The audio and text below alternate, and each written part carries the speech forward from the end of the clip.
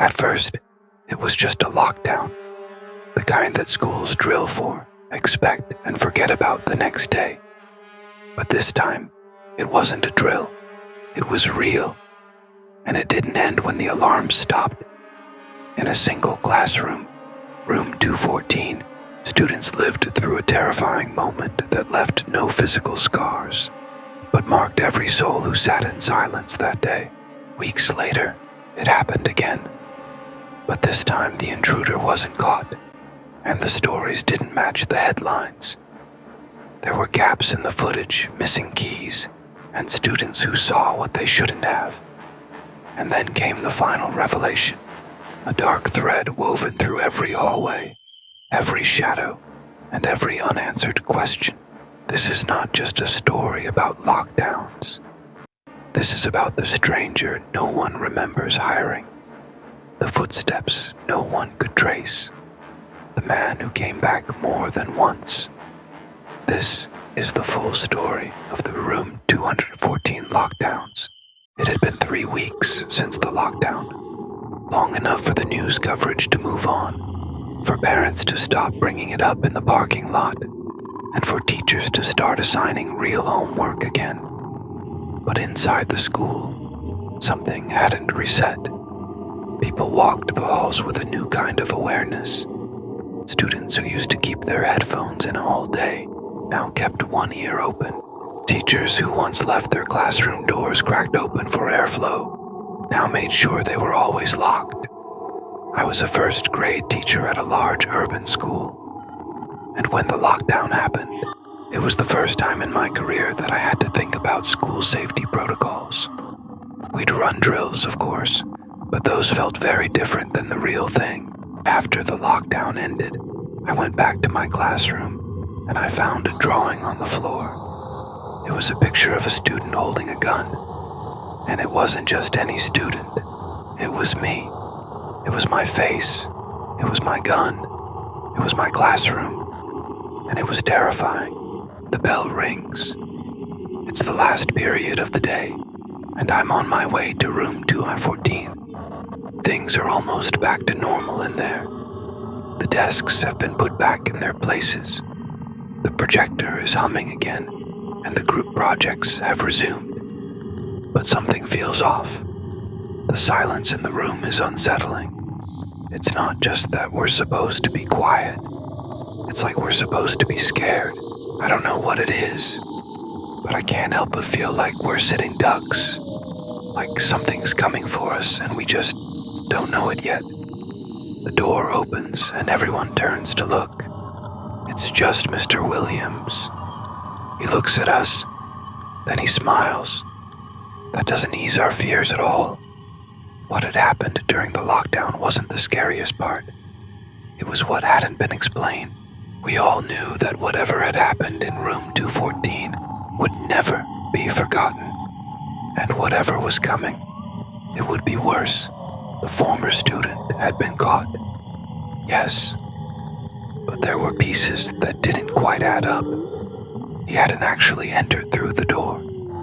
Security footage claimed he did, but the footage was missing strange gaps.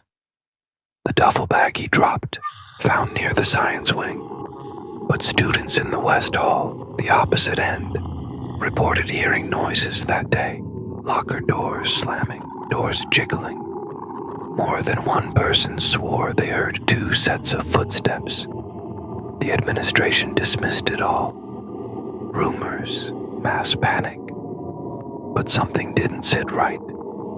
And then came the second lockdown. It was a Friday morning. It was raining again. The skies looked almost exactly like they did 3 weeks earlier. First period, most students weren't even fully awake yet. Then came the tone. Same beep, same voice, same words. This is a lockdown. This is not a drill. Only this time, no one laughed. No one hesitated. The school bell rang. We all knew what to do. We'd practiced this enough times. We took cover under our desks, away from the windows, away from the doors. I pulled my coat tight around me. I could still hear the rain falling, drumming on the roof. But now, it was a different sound. It was a scary sound. I peeked out the window. The rain had stopped. A rainbow arced across the sky. But it didn't feel right. It wasn't right. Something wasn't right. The voice came over the intercom again. "This is not a drill. This is an actual emergency." The lights went out in room 214. Students dropped to the floor like it was instinct. But something was different this time. Something colder. 15 minutes passed in silence. Then 20. Then 30. Nothing. Until the phone buzzed with a single notification. Then another. Dozens more. All from students in the room. Messages from siblings, friends, other classrooms. "He's here again. Second floor." Someone said he's dressed as a janitor. This time he's armed. I don't know who he is. "What do you mean?" "He's the school shooter. He's here." "Oh my God. Is he really here?" "He's at the door." "Oh my God. What do we do? What do we do?" The last thing I remember is the blood. The lights went out in room 214.